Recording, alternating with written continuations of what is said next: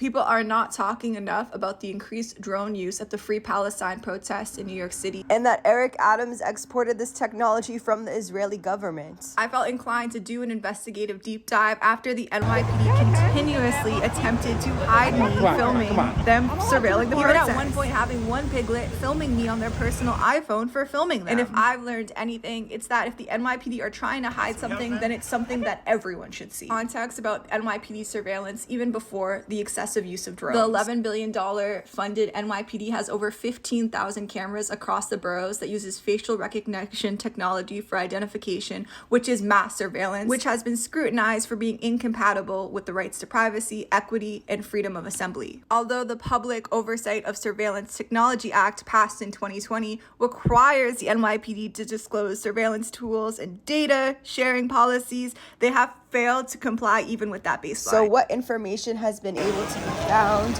and how many times has just my iPhone seen these drones in the last 80 days? I'm going to do a little count up in the corner. The first drone shown that flies over the crowd is DJI's M30T with the capabilities of thermal censoring of 640 by 512, which is currently the highest on the market, infrared image super resolution, 16 times optimal zoom, 200 times digital zoom, 12 megapixel wide shots, laser rangefinder, live mission recording, and an RC Plus controller that can link 2 controllers to the same drone.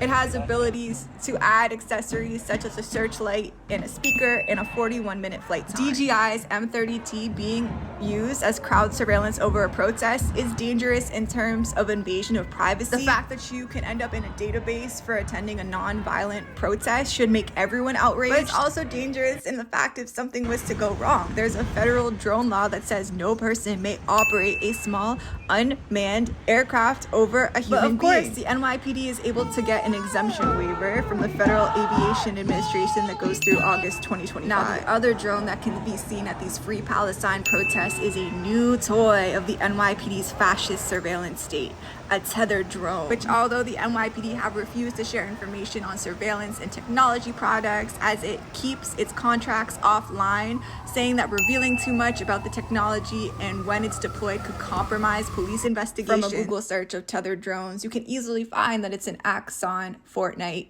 tethered drone. Like the DJI M30T, it has an RBG camera and thermal camera because these drones are at least advertised for search and rescue missions. Clearly are not just being used for that. There are 2 key differences about this tethered drone. One is the live streaming feature, meaning that the NYPD that aren't there, maybe at a command center, can see what's happening at the protests in real time. And the other that was advertised multiple times throughout the website is that it's a simplified program. It runs off the tether, meaning hypothetically can stay up for 24 hours, which is much longer than the 41 minutes of the DJI M30T. And also does not require a pilot's license. And as we know, the piglets often have a very low level of education. They only need 6 months of training.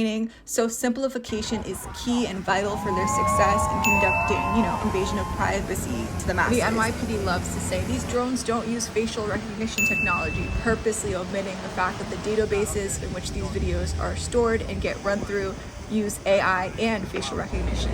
It is important to note that unsurprisingly, Arab-led protests for the liberation of Palestine have the greatest surveillance as well as police brutality. I also again want to stress that all the drones and surveillance that you're seeing in this video in no way covers all the protests in the last 90 days. This really is just the tip of an iceberg in the NYPD's surveillance machine. But still, it's important that we share the information about any new forms of police surveillance technology we might notice, especially when it's being used to surveil protests for the liberation of Palestine.